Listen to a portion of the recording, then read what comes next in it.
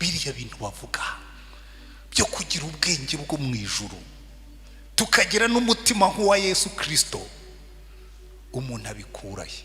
Ntuzajye kubishaka mu iduka, ntuzajye no gusura umuhanuzi azakurya amafaranga yose. Genda wicare ku birenge bya Yesu umubwire ngo Yesu, numvise ijwi ryawe ndaje. Waravuze ngo abafite inyota baza aho uri banywe, ngo kandi ukwizera imigezi y'amazi y'ubugingo izajya itemba iva mu nda ye. Ntabwo izajya itemba ijyamo, ivamo. Uracomeka uruhombo hasigaye imigezi igasohoka. Amina. Ahandi aravuga ngo ariko ngo ninde umwana we yasaba umugati ngo akamuha ibuye, ngo yamusaba igi akaryanisha murizo cyangwa sikorupiyo, ngo yamusaba ifi akamuha inzoka. Ngo none se ko muri babi ngo mukamenya guha abana banyu ibyiza, ngo so mu ijuru we ntazaha umwuka wera ababa mumusaba? Si n'ibintu bibiri gusa bisabwa. Kuba ufite inzara ukagira inyota ukegera Yesu ukamwita rero Yesu ndi hano, narakwizeye, umutima nawejeje ngo ubona aho usuka, kuko ntabwo umwuka ashobora kuvanga n'ibyaha.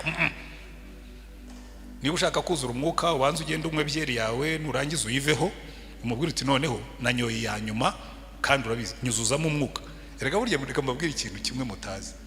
Hari abantu bajya gushaka umunezero muri byeri, ariko uyinywa none aho ukumva harimo agasamusamo kabisa ukumva wanabyina, ariko umunota ukurikiye ukagira ikintu bita hangover. Bakabwira ati erega burya inzoga ivurwa n'indi ugasubirayo. Ariko iyo wuzuye umwuka uryama unezerewe, bwacya mu gitondo ukaba unezerewe, wakumva ndetse byakamye ukabwira umwuka uti ndumva ariko byagabanutse, wongera upompemo. Kuko imigezi y'amazi itemba uva muri wowe, ntabwo itemba ijyamo. Ujya gushakira umunezero mu kabari bitemba bijyamo, ujya gushakira umunezero mu biyobyabwenge bitemba bijyamo, ariko bigashiramo. Ujya kubishakira mu busambanyi n'iby'umwanya muto. Sindabona umuntu wasambanye kwa mbere ngo ambwira ati sinzongera nahaza. Ahubwo kusambana urushaho gusambana, ukunywa inzoga urushaho kunywa nyinshi, kuko hari ikintu, hari ruwa bita the law of diminutive returns. Uko bikora niko ukenera gukora ibirenzeho. Ariko iyo wuzuye umwuka bigenda byiyongeranya biva muri wowe bitava hanze, kandi nta gihombo kijemo. Niba wicayemo hano wifuza izo mbaraga, Yesu yavuze ngo gira inyota gusuza hundi. Turagushimye Mwami Mana yacu. Hari igihe tuyoberwa icyo dusengera, ko duteranye hano turi kuri nivo zitandukanye z'imyumvire, z'imyizerere, zo kukwakira no kukubaha, ariko icyo nkusabye ni kimwe: genderera iri teraniro ryose, abari barimo kutwumva ubu ngubu n'abazatwumva nyuma yaha kuri YouTube n'ahandi. Reka imbaraga z'umwuka wera zize kugira ngo zihindure imyumvire n'imitekerereze yacu, nuturangiza utwambike imbaraga. Utwambike imbaraga tuguhamye aho tugenda hose, utwambike imbaraga tuguhamye mu ngo zacu, utwambike imbaraga tuguhamye tugenda mu muhanda, utwambike imbaraga tuguhamye turi mu kazi, utwambike imbaraga tuguhamye dusinziriye niyo turi maso. Imbaraga zawe zidutegeke kugira ngo ubwoko bwawe bunezerwe.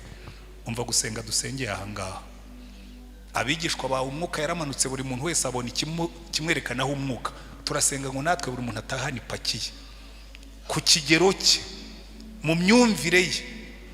Imbaraga zawe zimuzeho, kandi hirya yaha tubona impinduka izazanwa n'ibyo, kuko uyu munsi twizihije ku mwuka wera yaje. Uhabwe icyubahiro, ubwoko bwawe bunezerwe, buhabwe umugisha, mu izina rya Mwami wacu Yesu Kristo, amen.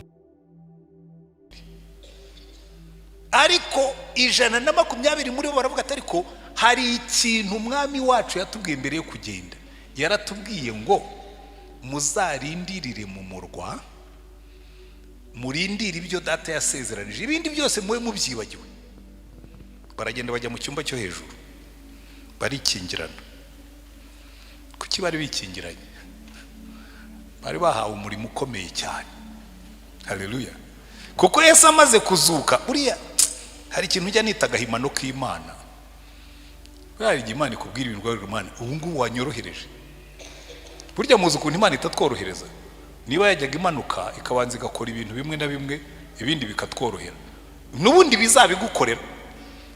Ariko ugasenga ariko Imana kutihuta. Hari yenge ntongana nayo kuki ugenda buhoro. Jewe nkunda ibintu byihuta. Ariko hari igihe usenga Imana ukabonera zigendera muri 5, kandi wowe ushaka kugendera mu 100. wari wasenguka mara igihe kirekire usenguka ubona Imana imeze nkaho itarimo kugusubiza rimwe na rimwe, ndetse ukagira ngo yagiye mu biruhuko, ugasenga pe ukumva bimeze nkaho imiryango ikinze. Imana ivuga rero se wowe ufite ikihe kibazo, wowe nyizera gusa ibindi ubimparira.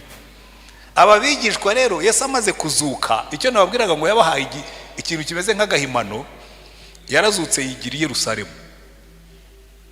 Arangije baramubona, amara iminsi 40 ngo abiyereka. Muri iyo minsi 40 anayimara basubiriramo ibyo yari yarabigishije byose, ngo ahera kuri Mose n'abahanuzi, bikubwira ngo atangira ku gitabo cy'Itangiriro ageza kuri Maraki, ibiri hagati aho byose na za Zaburi n'ibindi byose, ariko bimwe muri byose byari birimo. Ngo abasobanurira ko ibyanditswe byera byose ari we byavugaga.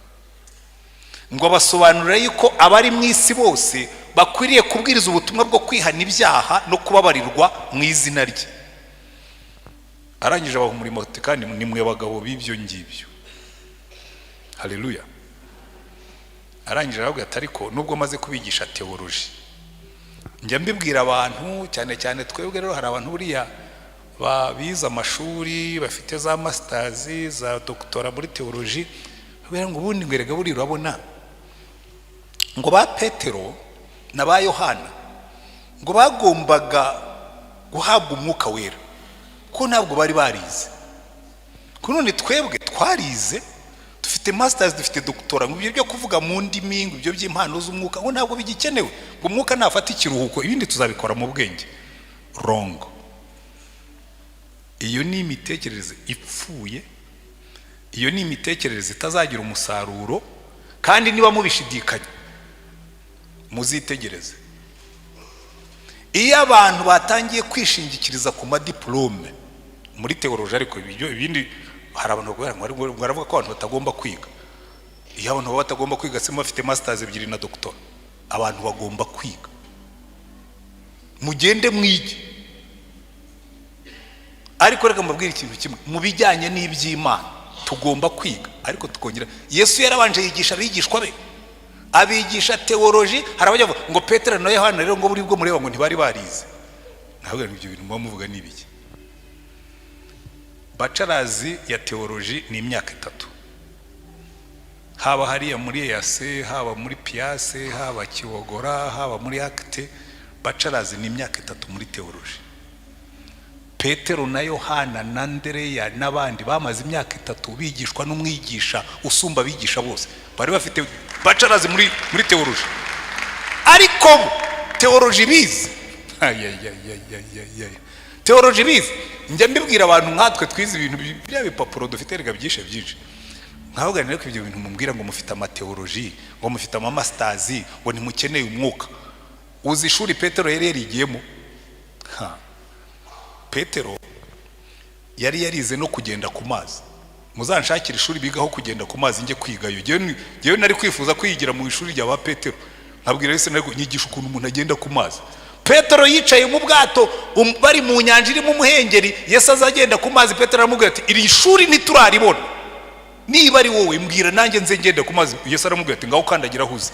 Kandagira ku ijambo, agenda hejuru y'amazi. Warangiza ngo Petero ntiyari yarize, wowe wigeze ugenda ku mazi? Jewe buriya rya shuri ahubwo warigarura mva nahita niyandikisha nubwo ndi muri retirement, nabwo nta kibazo nzatahana bachelors mu kugenda ku mazi. Mujye mumbwira ngo Petero bari barize, bigishijwe n'umwigisha usumba bigisha bose, biga gukora ibyo twe tudashobora gukora. Petero ahagarara imbere y'urusengero asanga umuntu umugaye umaze imyaka, nta kwitugatuga, ateze ikiganza aramubwira ati wampakaje. Uwo munsi umwuka yari yakoze akantu, akanda diriti Petero yibagirwa ikofi, akoze mu mufuka asanga nta kofi irimo. Aramubwira ati mva rero nkubwire, ifeza n'izahabu ntabyo mfite, ariko hari ikindi kintu muri no bisi twaruze, reka ndebe ko gikora. Abo bafata ikiganza aramwegura undi yiterera hejuru. Bazanzanira abamugaye bicare hari imbere y'urusengero, mbwire David ahagurutse umwe turebe. Umuntu aza tukitugatuga tukavuga cyane tuti imbaraga zamanutse, nkavuga ntiziri hehe. Banzanira umuntu uhumye umuhumura amaso, hanyuma nemere ko imbaraga zamanutse tugomba kuzifuza. Kuko buriya ibipapuro baduha byitwa digiri, biratubeshya kandi ni muri domaine zose.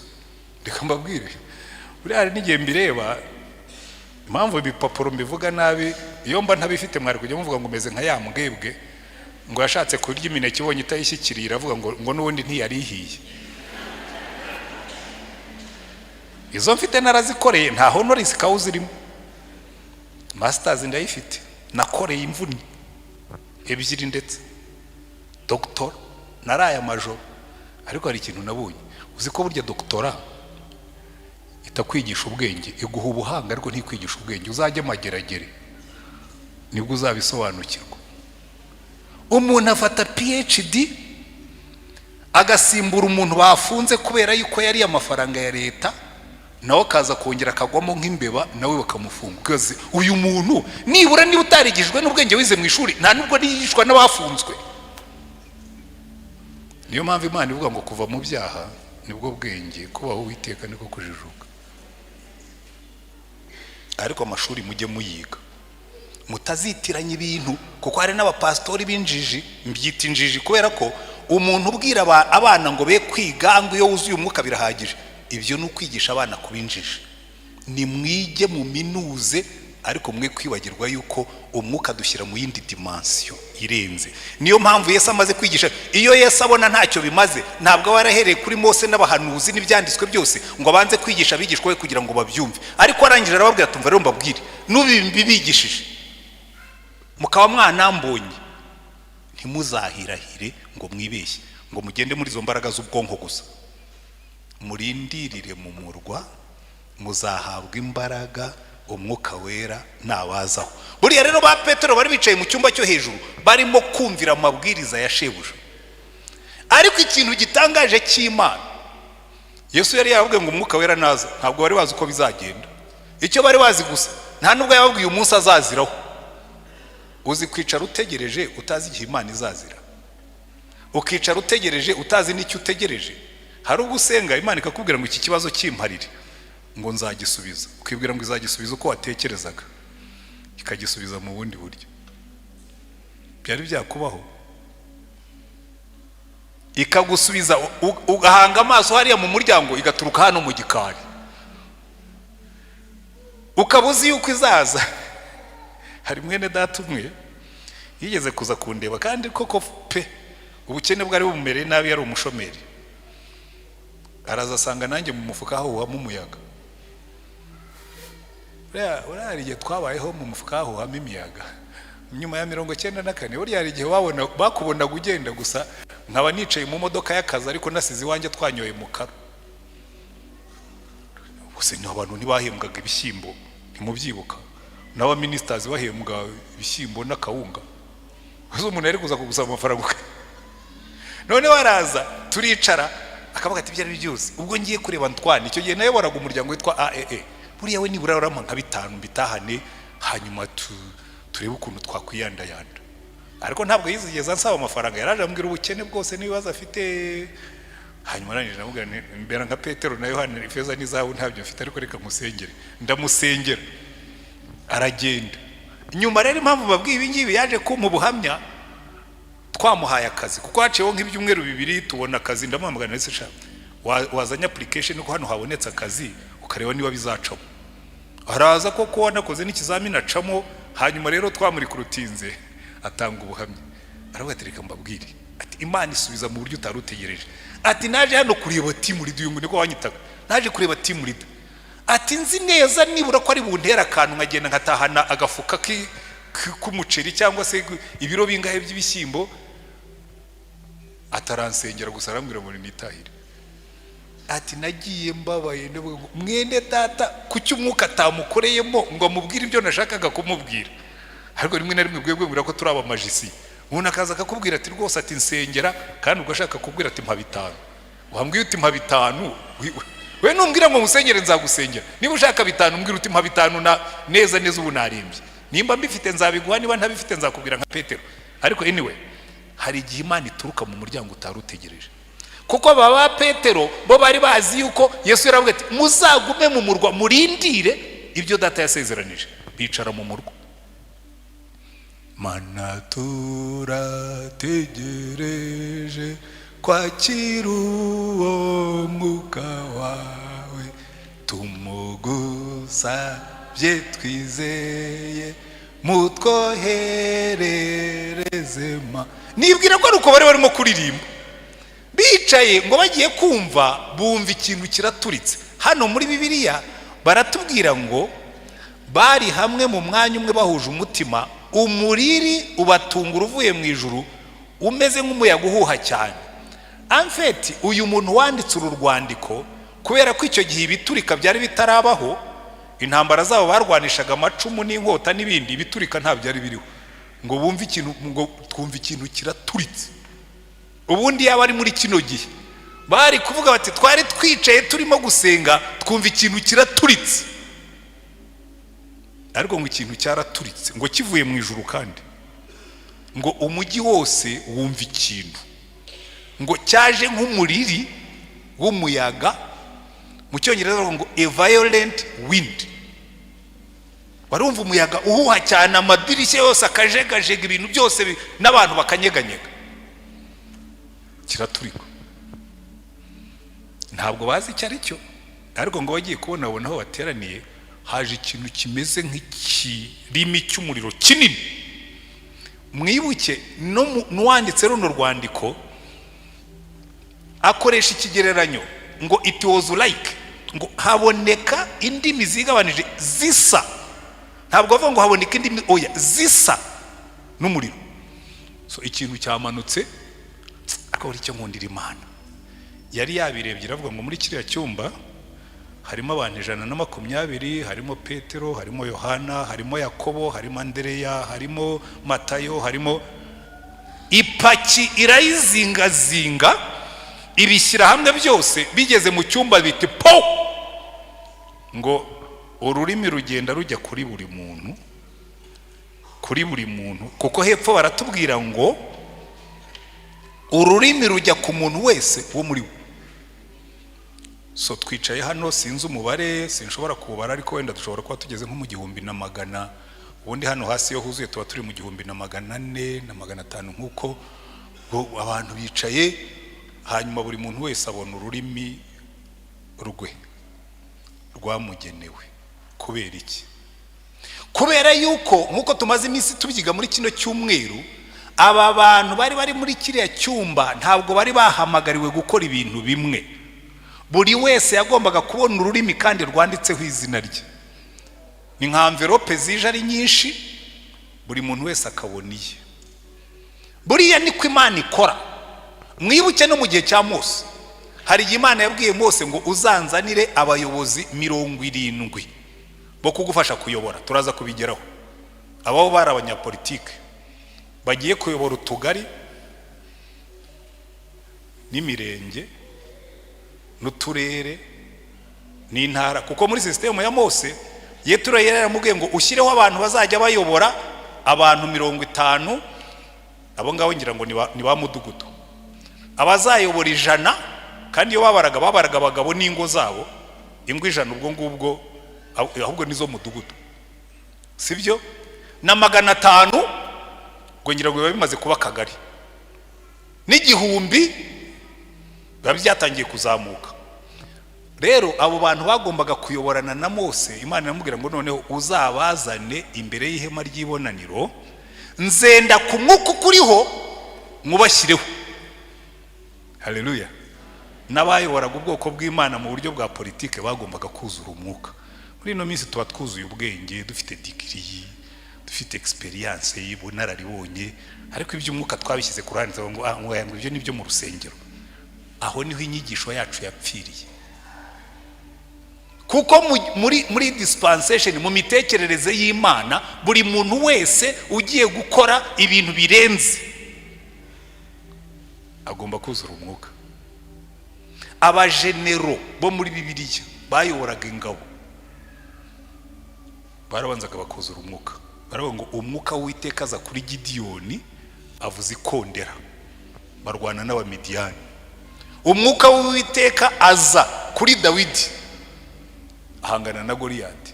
umwuka w'Uwiteka yazaga ku bantu kugira ngo basohoze inshingano bashinzwe mu mbaraga. Niyo mpamvu Yesu yavuze ngo muzahabwa imbaraga umwuka wera nabazaho. Buri kintu cyose, niyo mpamvu buri muntu wese kiriya kiriro gikomeye cyari kirimo indimi z'abantu batandukanye, buri muntu wese ahabwa urwe, ko bose ntibari bahamagariwe gukora umurimo umwe.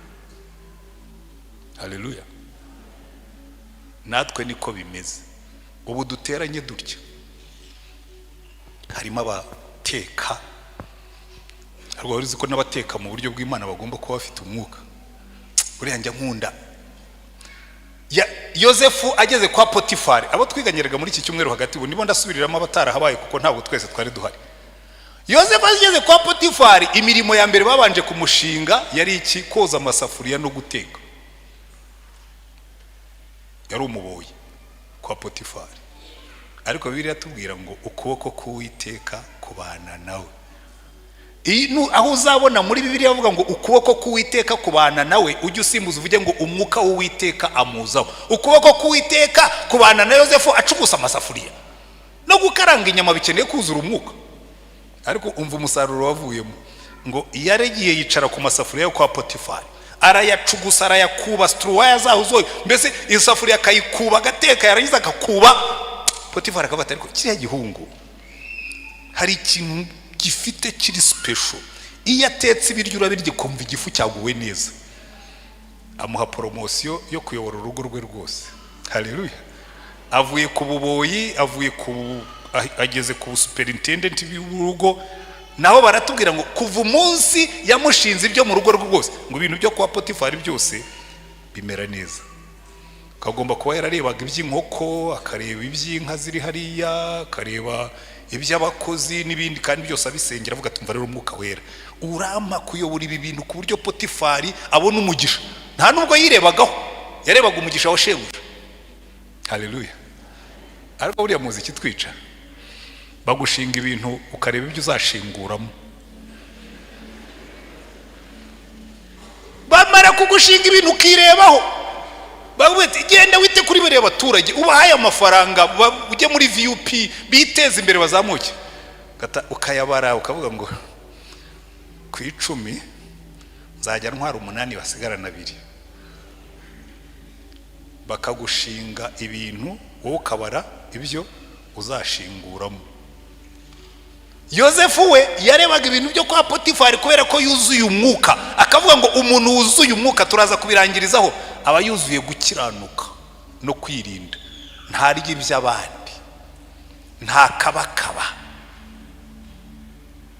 nta twari bitari ibye, akabicunga neza. Potifari yareba akavuga tumva nagize abakozi benshi, sindabona umukozi ugucungira ibintu ngo bigende neza kandi bize byuzuye. Promotion.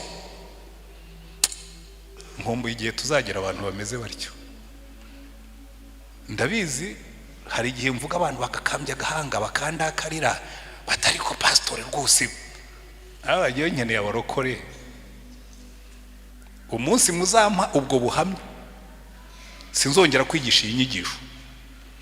Umunsi nzumva umuntu watanze itangazo kuri radio cyangwa kuri televiziyo cyangwa hehe akavuga ngo dukeneye umuntu wo kuducungira umutungo, kuba afite masters muri finance ni ngombwa, prerequisite. Kuba avuga icyongereza n'igifaransa, kuba ari umurokore bizaba ari akarusho. Iryo tangazo uzaryumva ufite ahantu yaribonye uretse mu miryango ya Gikristo, nayo baza narawuyoboye imyaka 15. Uzi iki kiganza cyanjye cyasinyiye abakozi kirangije kirabasinyura. Uzi umubare w'abakozi nirukanye n'iki kiganza,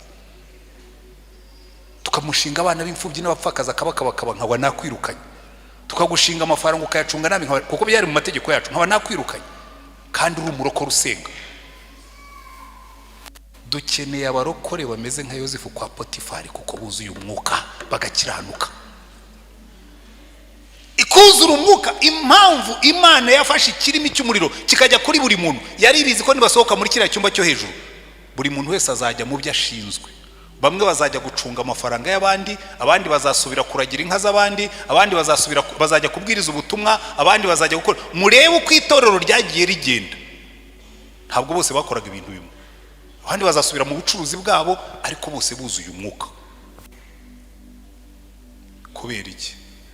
Kubera ko iyo twuzuye umwuka, Yesu yaravuze ngo muzahabwa imbaraga muba abagabo bo kumpamya. Guhamya Yesu ntabwo ari ukuvuga amagambo, ntabwo ari ukuririmba mu rusengero, ntabwo ari ugusenga. Guhamya Yesu ni ukugenda abantu bakubona bakabona utandukanye, bakavuga ngo uriya muntu kuki ari different, kuki uriya muntu atandukanye, kuki yitwara bitandukanye, kuki akora bitandukanye. Haleluya. Buri umunsi wa Pentecote akenshi twebwe iyo tuwutekereza nk'umunsi w'idini. Iyo tuvuga umwuka wera tumutekereza nk'imbaraga zo gukora mu rusengero, zo kuvuga mu ndimi, zo guhanura. Ntabwo umwuka wera ari imfungwa yo mu rusengero, ahubwo umwuka wera ni Imana izikiyongera kuri twebwe, tugasohokana imbaraga nshya zijya guhindura aho tugiye hose, zihereye ku buzima bwacu bwite. Halo. Ariko ndabona mwitonze cyane, murimo murankurikira cyangwa nabacanze? Murumva bijyamo? Niyo bitajyamo nta kundi nabigenza, ibyo mfite nibyo ndi bubahe. Aba bigishwa ba Yesu bari bafite umurimo ukomeye cyane. Natwe kandi aho tugenda dufite imirimo ikomeye cyane. Uzi kubona Yesu amaze kuzuka, ni bya bindi nisagahimano k'Imana, ntabwo yigeze yigaragaza muri Yerusalemu. Nibura ngo n'abandi baturage bababera abagabo ati twaramubonye, ariko yaraje yigira ahantu akajya agaragara gusa aje kwiyereka abigishwa be. Arangije arababwira ati rero muzahere hano i Yerusalemu, mubabwire yuko kubabarirwa ibyaha bigomba kubwirizwa mu izina ryanjye uwo babambye. Natangiye kumva aho bikomereye.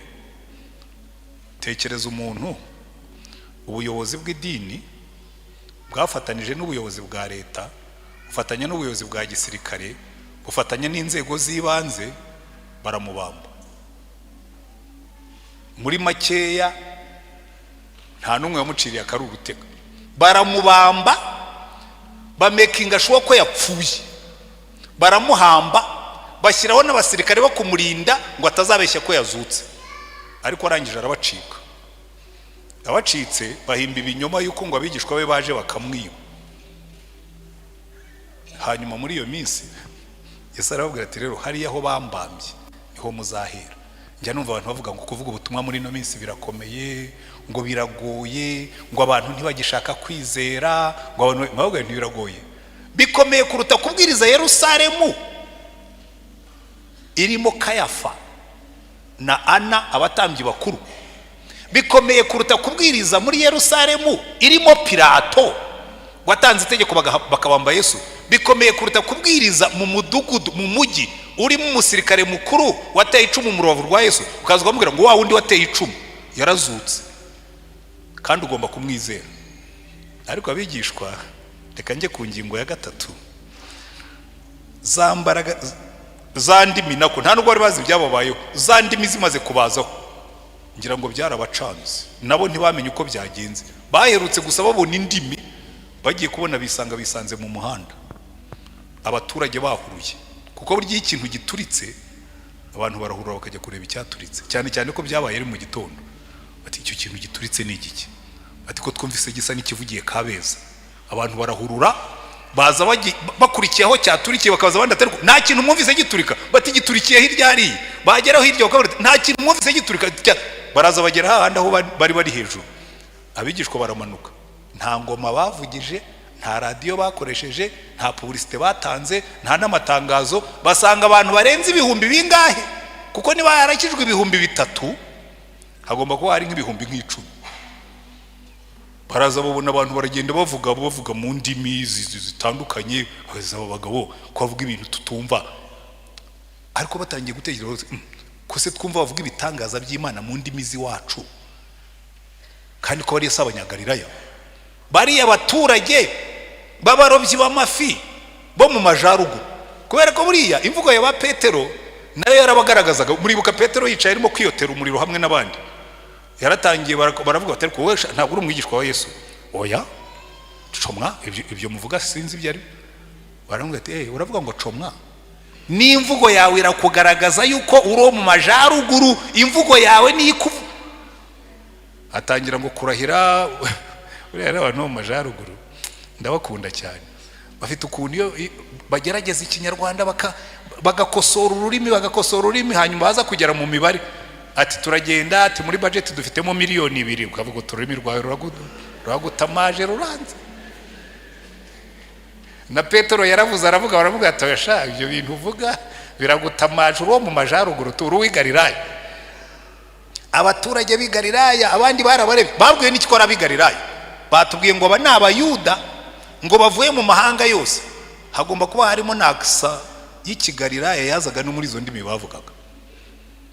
Baravuga ati ariko turumva bavuga indimi z'iwacu, kandi turi abantu baturutse Kapadokiya ni Ponto no muri Aziya ni Mesopotamiya ni Libiya gihereranye ni Kurene n'Abaroma n'abashyitsi b'abayuda bakomoka. Aba bantu ko barimo kuvuga ibintu by'ibitangaza by'Imana mu ndimi twumva. Jewe nibwira ko icyabaye bavuze mu ndimi, umwuka hagarara hagati agenda asemurira buri muntu, nk'uko ururimi rwaje rukajya kuri buri muntu, niko n'umwuka yasobanuriye buri muntu ibimureba. Kandi burya ni ku mwuka akora. Urabona muteranye mungana mutya, n'ubundi nshobora kuvuga ikintu umwuka akakikwenterepretera mu buryo bwawe, kigahura n'ibyo wowe ukeneye, undi n'ibyo undi akeneye, n'ibyo undi akeneye, ukajya wibaza ngo ariko ibintu byanjye pastor yabibwiwe n'iki? Ntabyo nzi. Hari igihe wigisha umuntu akakubwira ati ibintu byanjye wavugaga wabibwiwe n'iki? Ibintu byawe bihe? Ati hari ikintu wavuze numva ni jewe. Burya ni umwuka urimo kwenterpreta akagusobanurira ibijyanye n'ibyawe, kuko nicyo umwuka wera akora. Umwuka wera afata ibya buri muntu akamubwira ibye, n'undi akamubwira ibye, n'undi akamubwira ibye, bakumva muvuga ibitangaza by'Imana mu rurimi mwumva. Nubwo twese tuvuga ikinyarwanda, ntabwo duhuje inkuru, ntabwo duhuje amateka, ntabwo duhuje ibibazo, ntabwo duhuje ibyifuzo, ariko umwuka wera afata ikintu kimwe akakibasobanurira mu rurimi mwumva. Niyo mpamvu tumukeneye. Kuko reka ngane ku musozo dukuremo amasomo muri ibi twabonye hano. Petero yarabwirije abantu 3,000 baraza bati mugabo bene data, ko yarabwiye ati Yesu wa wundi mwabambye ni ukoze ibi ngibi, asutse asohoje amasezerano Imana yari yaratanze. Ntaho yigeze ababwira iby'ubusinzi, ntaho yababwira iby'ubusambanyi, ntabwo yigeze ababwira ibyaha byabo. Buriya twebwe dufite n'ukuntu twisha ibintu. Hari igihe umuntu azata ariko ntabwo mwavuze ko abantu bagomba kwihana ubusambanyi, bagomba kwihana ubusinzi. Reka da, wera ababwira ati uriya Yesu niwe mugomba kwizera. Ngo bibacumita mu mutima, ngo barabaza ati bagabo bene data dukora iki? Petero aravuga ati nimwihane mu batuzwe mu izina rya Yesu, namwe impano muzayihabwa n'iyanyu. Ngo abantu 3,000 baraza barabatizwa, kuko iyo umwuka wera yaje niwe wemeza abantu ibyaha.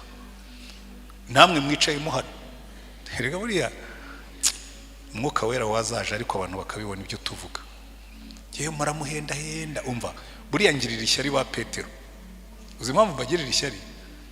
Petero yize mu ishuri riruta iryo nizemo. Yewe narize ndara amajoro, nandika teze, nandika ibiki, nandika papers, bampa doktora. Yewe banshyiriyeho n'igihembo rwose, ko teze nanditse banshyiriyeho n'igihembo, bampa $1 zo kujya kurya muri restaurant kuko nakoze neza. Ariko nkicara nk'abantu se ko mwampaye teze, mwampaye igihembo cya teze, nk'abanyoboye urusengero imyaka 10 n'iyindi. Petero yabwirije umunsi umwe abona 3,000. Iremera nahamaze imyaka 12 mbayobora, nta nubwo muragera kuri 3. Kuko se murumva njyaho nirate mvuge ngo buriya rero ngo twari dufite imbaraga, ngo twari dufite. Harwo nyembwira mujye mureka no kunyita dogiteri. Dogiteri sutarabyaye abantu ni buri 3,000. Ubwo ngubwo ndi dogiteri na munagani. Mujye munyita pasteur basi, kubera ko icyo ngicyo cyo ngisangiye na benshi. Ahuza ngo Dr. Antoine, Dr. C wayoboye urusengero imyaka 12, nkasiga nibura ntagejeje no ku 5,000. Petero yabwirije umunsi umwe gusa 3,000 biri hano. Undi munsi yigiriye gusenga, asanga umuntu umugaye imbere y'urusengero, aramuga ati feza n'izabu ntabyo mfite, atari ko icyo mfite ndakigwaye. Umuntu abarahagurutse arongera abwiriza ubutumwa ati ndabwira ibisige ubikoze ni Yesu wa wundi twababwiraga. Abandi 2,000 ngo barakizwa, ngo biyongeraho ngo abigishwa ba Yesu ba 5,000. Tekereza mu kwezi kumwe Petero wize mu ishuri riruta iryo nizemo agize itorero ry'abantu 5,000. Jewe namaze imyaka 12 niyasira nkarara amajoro nkakesha nkasenga bavuga ko Mana wangiriye neza ukankorera nk'ibyo wakoreye ba Petero. Narinze mva hano 5,000 bitaragera ubuse birahari. Hanyuma nimbabwira ko dukwiriye gusubira inyuma tukirondora. Umva David, umva Manuel Soro wenda mwihoreye n'umurayiki wayicaye mu bandi yatayoboye. Pastor dukwiye kubwira Imana ariko Mana waducishije mu nzira ya ba Petero ukatumanurira umwuka nibura tukabona nk'ibyo bo babonaga. Ubwo mwebwe ntimubyumva? Hari igihe mbitekereza amarira akaza mu maso. Ariko Mana wazatugendereye ukatugenderera tukabona nibura hariya hejuru naho huzuye abantu tukagira nka serivisi nk'eshatu basi.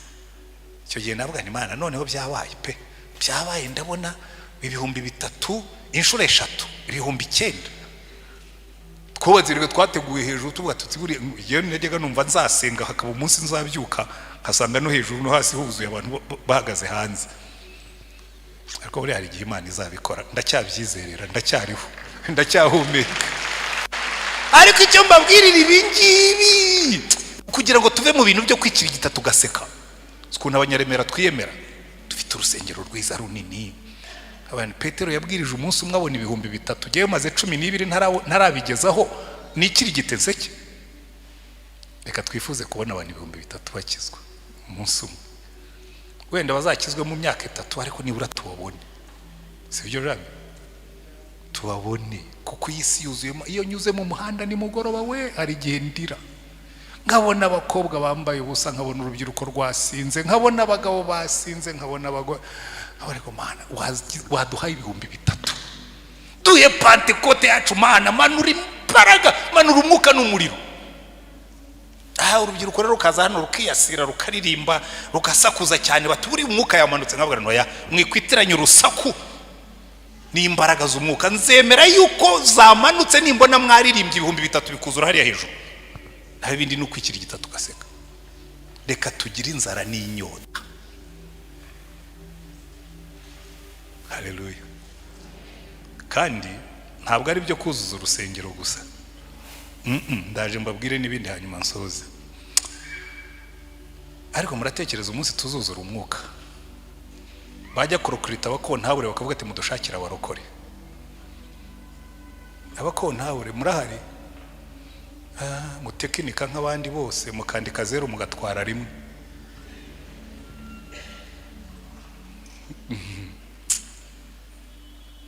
Mwarangiza mukaza mugasenga mukazunguza amaboko atekinika imibare. Iki gihugu gikeneye ba Yosefu. Yosefu yagiye muri Egiputa, Farawo yarose inzozi ananirwa kuzisobanura. Aravuga ati narose inzozi ndanazibuka, ntabwo ameze nka Nebukadineza wazibagiwe. Narose inzozi ndota inka zibyibushye zikurikiwe n'inka z'iminambe, ndota amahunda 7 abyibushye akurikiwe n'amahundo y'iminambe. Nayoboye icyo bivuga muri leadership y'igihugu. Aravuga tuzi icyo bivuga. Mugiye kugira imyaka 7 y'uburumbu kizakurikirwa n'imyaka 7 y'amapfa. None iki Imana yashatse kukubwira nyakubahwa umuyobozi w'igihugu, shaka umuntu w'umunyabwenge akore planning y'iki gihugu. Mu myaka y'uburumbu 7 bahinge igihugu cyose. Nibarangiza bahunike 1/5. Rero buri imibare nubwo nize theology n'ibindi nk'ibyo ariko buri imibare nayo narayikundaga narayumvaga. Uzi icyo bishaka kuvuga? Egiputa mu myaka y'uburumbuke 1/5 cy'umusaruro cyanganaga n'100% ry'iyindi myaka. Muhunike 1/5 mukirindishe igihe amapfa azatera Egiputa ntabwo izasonza. Buri muturage ahunike. Hari igihe nyambaga nyamara dukeneye abantu bameze nka Yosefu no muri agriculture. Uzi ko mu Rwanda hateye inzara rimwe twamera nko muri Ruzagayura. Muri Ruzagayura inzara yarateye 100,000 birapfa. Abantu barasuhuka. Abanyarwanda basarura bajyana mu isoko barangiza. Muzambwira igihe na kimwe mwigeze mubaho hatabaye ikintu cyitwa gashogoro. Uzi icyo bita gashogoro? No mu maturo hano nuko abapastori benshi batajya bakora ibintu byo guturakinga amaturo. Uzi yuko mu kwezi kwa 11 mu Rwanda hose haba inzara yitwa gashogoro. kwezi kwa gatanu. Uzi igitera gashogoro? Iyo mu kwa gatanu yo hiyongeraho ibintu bibiri. Ibikurikirana duhinga mu kwezi kwa gatatu, kandi mu kwezi kwa kabiri abanyeshuri baba basubiye mu mashuri, abafite amafaranga ubukene buba bwagiye mu mufuka, abafite imyaka baba bagurishije ngo bane school fees, barangiza bagahinga ibisigaye, barangiza bakahakaba inzara. Inzara yo mu kwa gatatu ntabwo muyizi, nuko mudakurikira no mu maturizamo. Dukeneye ba Yosefu bazavuga ngo noneho kugira ngo iyi nzara iveho tugomba gukora planning iri systematic. Dukeneye abantu batekereza batyo. Farawo yarabirebye, yumvise plan Yosefu amuhaye, aramubwira ati nta wundi muntu nkeneye. Akuramo impeta arayimubwira, arayimuhereza, abwira n'abantu bari bamwungirije, avuga ati tuzakura hehe undi muntu uri mu mwuka w'Imana ngo tumushinge aka kazi. Mwari mwumva badusaba abantu nk'abo? Danieli yagiye i Babuloni, ibintu birananirana. Berushaza ikiganza cyandika ku rukuta, ashaka ko bimusobanurira biranga. Hari ibiganza byandika ku nkuta buri munsi, bagashaka ko bisemura, bagashaka ibisubizo. Danieli aravuga ati ndabibasomera. Ariko ikintu umwami w'umupagani yavuze ngo numvise bakuvuga, number 1 ku mwuka w'Imana aba muri wowe, number 2 kugira ubuhanga bwo guhanga muri byananiranye.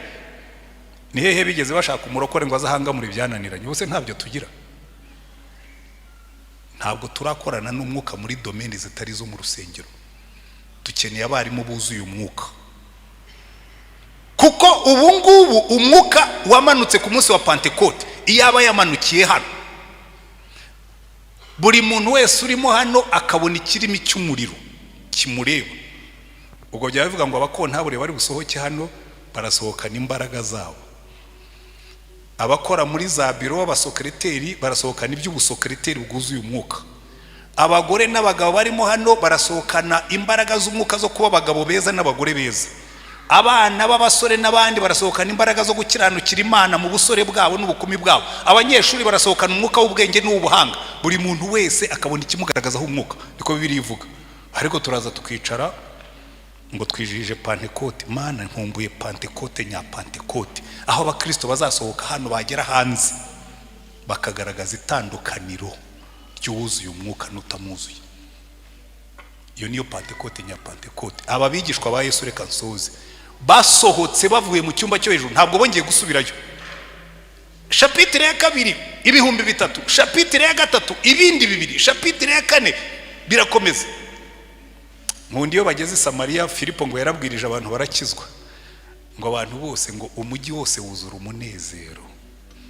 Barimo baratubwira ngo hariya hanze ngo hari agahinda gasaze, ngo hari agahinda gakabije, ngo urubyiruko ruri muri depression ngo iriyongera. Nkeneye kuzabona abantu buzuye umwuka basohoka, urubyiruko rukuzura umunezero. Haleluya. Ingo zirimo zirasenyuka buri munsi, nubwo batubwira ngo imibare yagabanutse, ahubwo nuko hahindutse uburyo babyandika. Ibyo mumbaza nzabimubwira, ariko ibyo ngibyo bisaba ubushakashatsi bwimbitse. Ariko reka mbabwire, umugabo wuzuye umwuka abona imbaraga z'ubwenge, ariko cyane cyane akabona umutima. Umugore wuzuye umwuka abona ikintu cyitwa imbuto z'umwuka, icyo nicyo cyitwa umutima, the character. Umutima w'umuntu wuzuye umwuka, baratubwira ngo imbuto z'umwuka ni urukundo, ni amahoro, ni ibyishimo, ni ingeso nziza, ni ukugira neza, ni ukugwa neza, ni ukwirinda, ni ukwihangana. Mana wambabariye abagabo bicayemo hano bose bagasohokana izo mbuto. Uzi umugabo wuzuye urukundo, wuzuye amahoro, wuzuye ibyishimo, ushobora gutera joke, ushobora gusetsa, wuzuye ibyishimo, uzi kwihangana. Niyo yasanga umuceri washiririye no mu isosi bashyizemo umunyu mwinshi,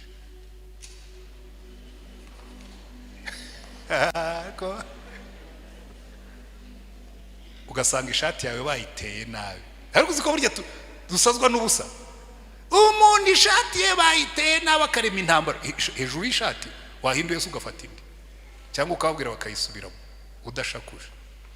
Ariko umuntu wuzuye amahoro, wuzuye ibyishimo, ufite kwihangana, ufite ingeso nziza, ufite kugwa neza, ariko cyane cyane yagera hanze ufite kwirinda no gukiranuka.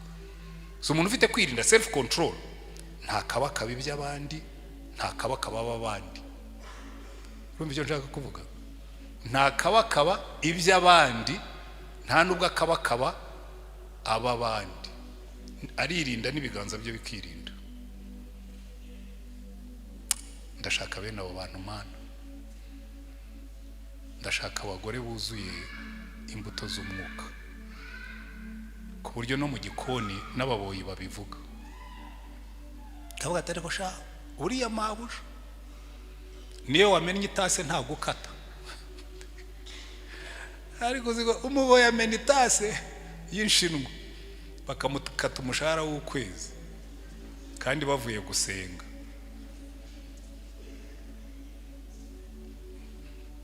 Aha ntimundebe nabi, ntabwo ari mwe mubikora, ababikora ntabwo basenze uyu munsi. Umuntu wuzuye imbuto z'umwuka agira karakita y'umuntu abantu bifuza, umuntu worohera abandi, umuntu ukorana n'abandi, nta akagira n'ubwenge buzana ibisubizo aho bitari. Iyo ufite iyo competency ukagira iyo karakita, ibyo bintu byombi, ubushobozi buvanze n'umutima, ubu uri umuntu w'umwuka wuzuye. Murabizi se tugenderamo abazi ibyongereza n'ibifaransa, hari igihe ijambo ryari rigezweho cyane muri za 80 twiga ndetse no muri za 90 ryari ijambo ryitwa IQ, intelligence quotient. Babwira ngo umuntu ufite amanota 80, ngo ufite 75, ngo turashaka abantu bafite grand distinction. Twebwe baturokrita ibyo nibyo byakoraga, grand distinction. Ariko n'ubu biracyakora IQ, intelligence quotient. Ariko ubu ngubu hinjiyemo kandi kantu ka EQ, emotional quotient. Uzi ahantu hose ubu nabonye icyo ndisha, kubera ko muri leadership twarabyize. Njya kubona abantu ese pastor wazaje ukatwigisha ikintu cyitwa EQ, emotional intelligence, EI. Ntabwo ari AI, ntabwo ari artificial intelligence, ni emotional intelligence. Emotional intelligence rero ubu bigezweho. Narangiza kubigira nkabwira nako buryo ubundi iroroshye kuyibona, mwuzuye umwuka byaza bitabavunnye. Ariko mwe mwicaye hano mwakuzuye umwuka, emotional intelligence mukayisohokana uyu munsi, buri muntu wese akabona ikirimi cy'umwuka kimuzaho, agasohoka yiyemeje ko agiye kujya umuntu wuzuye urukundo, wuzuye amahoro, wuzuye ibyishimo, wuzuye ingeso nziza, wuzuye kugwa neza no kwirinda no gukiranuka. Ariko yagera mu kazi agahamagara umwuka akamanura ibisubizo aho byabuze. Abantu batangira gupanika bati ibintu byanze tubyadushoboye, kavuga ati mwihangane ho gatoye ngiye kwiherera hariya, ndagaruka nzanye igisubizo. Ukavuga mwuka wera, biriya bintu mpereza igisubizo babone ko tutandukanye. Uzi ko Daniel yari umukuru w'abapfumu n'abakonikoni. Cyewe nge ntangaza ko niyemeye akazi ko kuba umukuru w'abapfumu. Uzi impamvu yabaye umukuru w'abapfumu n'abakonikoni? Nuko ibijyanye n'umwuka yarabasumbyaga. Aravuga ati bariya barakorera muri dimension hano mu ijuru rya gatatu, giye ndi mu rya kane, nibibananira nzajya manura ibisubizo aho byanze. Kandi koko byarangaga bakamuhamagara, akaba umukuru w'abapfumu n'abakonikoni ko yasumbyaga spiritual. Aho ariko ntiturahagera. Sinumva abantu bavuga ngo ariko ngo hari intellectual quotient IQ, hari EQ, emotional quotient cyangwa emotional intelligence, ariko tuzongeraho na SE, spiritual intelligence. Tujye tujya mu mwuka. Imana ibaho umugisha. Ariko niba wicayemo hano, reka mbaye ikintu mutahana. Yesu yaravuze ngo umuntu nagira inyota azaho ndi anywe. Niba ufite inyota y'ibyo maze kubabwira, ukavuga atari ko Mana biriya bintu bavuga byo kugira ubwenge bwo mu ijuru, tukagira n'umutima nk'uwa Yesu Kristo, umuntu abikurahe. Ntuzajye kubishaka mu iduka, ntuzajye no gusura umuhanuzi, azakurya amafaranga yose. Genda wicare ku birenge bya Yesu, umubwire ngo Yesu, numvise ijwi ryawe ndaje. Waravuze ngo abafite inyota baza aho uri banywe, ngo kandi ukwizera imigezi y'amazi y'ubugingo izajya itemba iva mu nda ye. Ntabwo izajya itemba ijyamo, ivamo. Uracomeka uruhombo hasigaye imigezi gasohoka. Amen.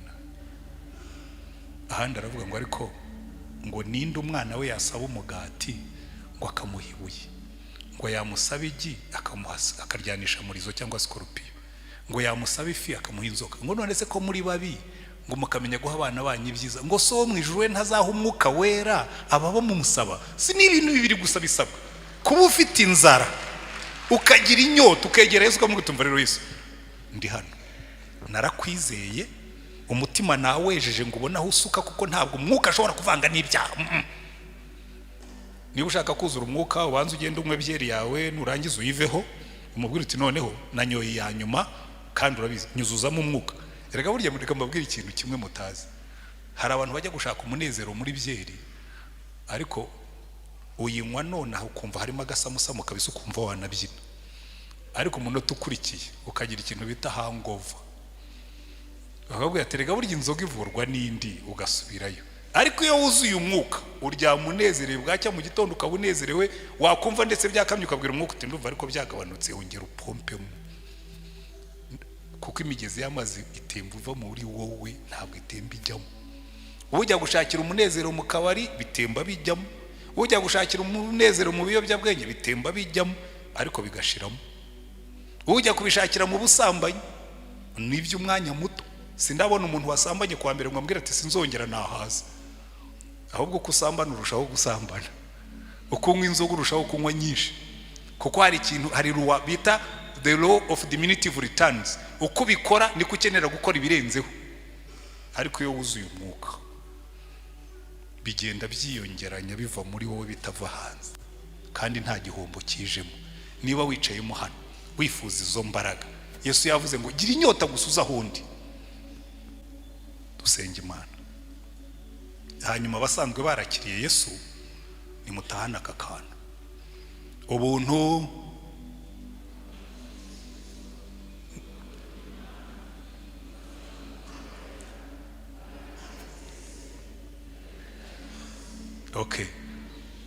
ubuntu bw'umwami wacu Yesu Kristo n'urukundo rw'Imana, ako kanyuma no gufatanya, fellowship, communion, ubusabane n'umwuka wera bibane natwe twese. Ibyo uzakora byose biva mu rero umwuka wera, ndashaka yo fellowship.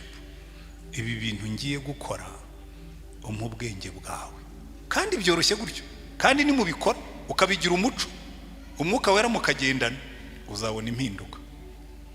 Genda umugabo wo kubihamya, kandi nubwo nshaje ndacyabishaka, ko Imana irakubwira ngo ariko ngo hari ikindi kigero nshaka kuzageraho. Naritayarinze ntarageraho nashakaga kugera, ndacyashaka kurenzaho. Igihe nzaba nkihumeka ndashaka kurenzaho, n'igihe nzaba napfuye n'amagufwa yanjye ajya azura abantu nka Elisa. Si byose twuzura umwuka ku kigero gisumbyeho. Dusenge Imana.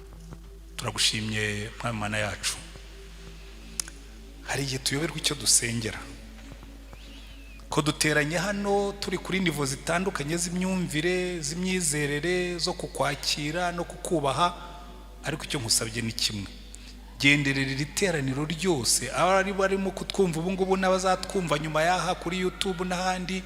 Reka imbaraga z'umwuka wawe wera zize kugira ngo zihindure imyumvire n'imitekerereze yacu, nuturangiza utwambike imbaraga, utwambike imbaraga tuguhamye aho tugenda hose, utwambike imbaraga tuguhamye mu ngo zacu, utwambike imbaraga tuguhamye tugenda mu muhanda, utwambike imbaraga tuguhamye turi mu kazi, utwambike imbaraga tuguhamye dusinziriye niyo turi maso. Imbaraga zawe zidutegeke kugira ngo ubwoko bwawe bunezerwe.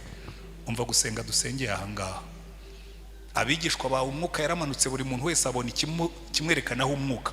Turasenga ngo natwe buri muntu atahane ipakiye ku kigero cye, mu myumvire ye, imbaraga zawe zimuzeho, kandi hirya yaha tubona impinduka izazanwa n'ibyo, kuko uyu munsi twizihije ku mwuka wera yaje. Uhabwe icyubahiro, ubwoko bwawe bunezerwe, buhabwe umugisha, mu izina rya Mwami wacu Yesu Kristo. Amen.